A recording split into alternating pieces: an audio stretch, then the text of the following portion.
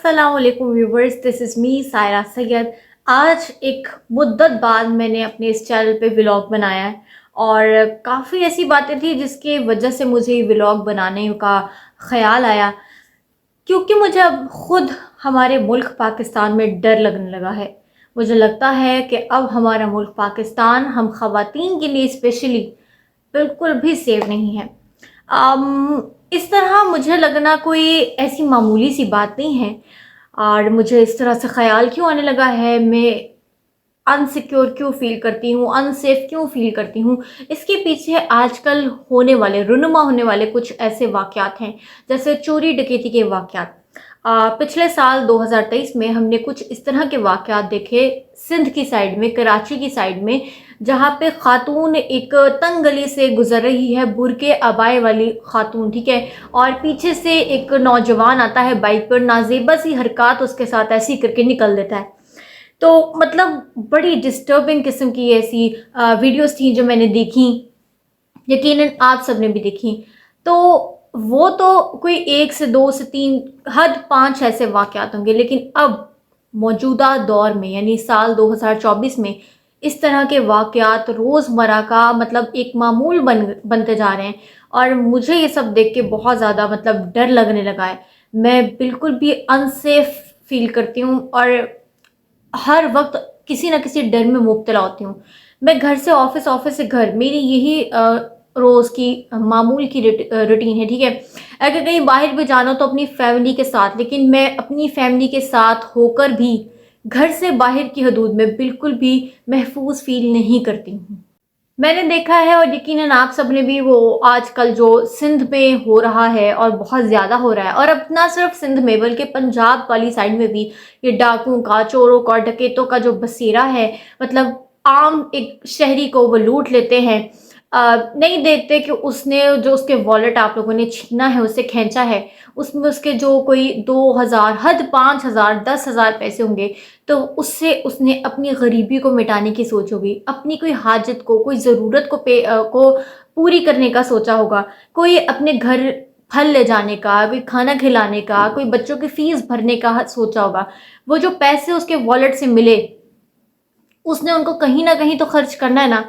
लेकिन ये जो चोर, डकैत, लुटेरे, डाकू हैं, ये ऐसा कुछ भी नहीं सोचते, मतलब इंसानियत का तो दर्जा ये जैसे जानते ही नहीं हैं। वॉलेट ले जाते हैं, वॉलेट में हम सबको पता है हमारे सिम कार्ड्स होते हैं, और इसके अलावा हमारा सबसे जो इम्पोर्टेंट एक चीज़ होती है वो हमारा एनआईसी होता है, नेशनल आइडेंटिटी कार्ड, ठीक है, हमारा शनाख्ती कार्ड ले जाते हैं।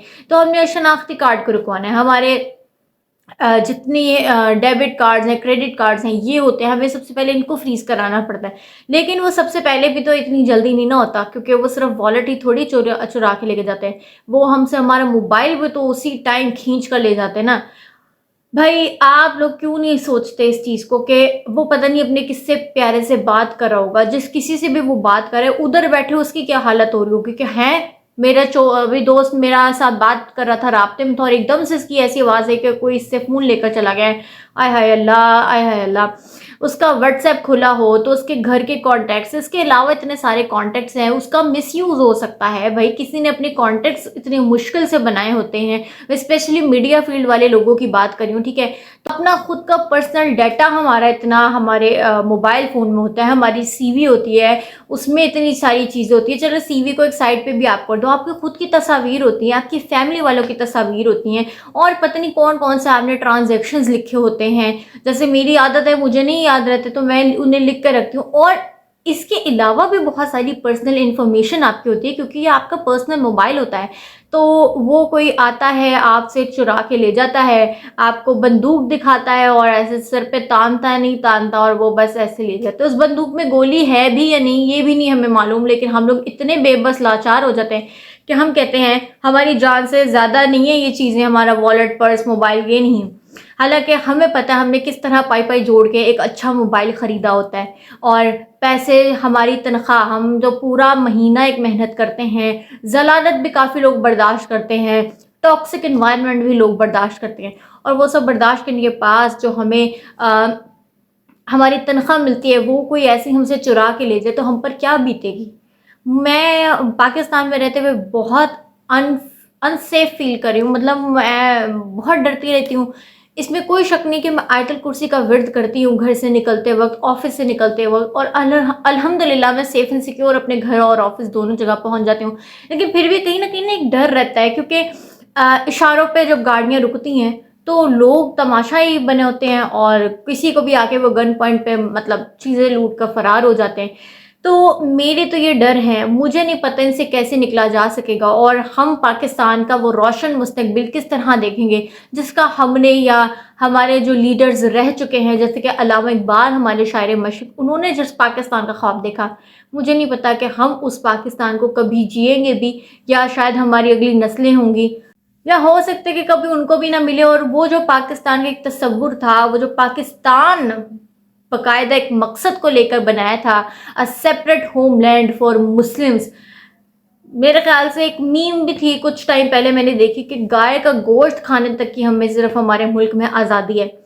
आज़ादी है, हक़ राय हमारे पास नहीं है, बोलने की आज़ादी नहीं है, हमारे पास कुछ करने की आज़ादी नहीं है, और बाहर निकलने की आज़ादी नहीं है, ओढ़ने पहनने की आज़ादी नहीं है। अब आप कहेंगे क्यों? क्या मैं अपनी मर्ज़ी से ओढ़ती पहनती नहीं? तो इछरा वाला वाक़या मैं आपको याद करा देती हूँ कि इछरा वाला जो वो वाक़या था, उस लड़की की कमीज़ पे हलवा लिखा था और इस तरह के अरबी में अल्फाज लिखे थे, तो उसके साथ वो क्या एक वाक़या वो पेश आया, ठीक है? इंटरनेशनल मीडिया ने उसको कवर किया। खैर, आप लोग भी क्या मुल्क पाकिस्तान में ख़ुद को सेफ़ एंड सिक्योर फ़ील करते हैं या नहीं? मुझे कमेंट सेक्शन में ज़रूर बताइए कि आप लोगों का इस बारे क्या ख़्याल है, और मुझे अपनी दुआओं में याद रखें, और मेरी वीडियो को आगे से आगे शेयर करें और कमेंट करना ना भूलें, और सबसे ज़्यादा जो इम्पोर्टेंट बात है, मेरे चैनल को सब्सक्राइब भी ज़रूर कीजिए। अल्लाह निगहबान, आपसे मुलाकात होगी इंशाल्लाह अगले व्लॉग में एक नए टॉपिक के साथ, और तब तक के लिए मुझे दीजिए इजाज़त। अल्लाह हाफ़िज़।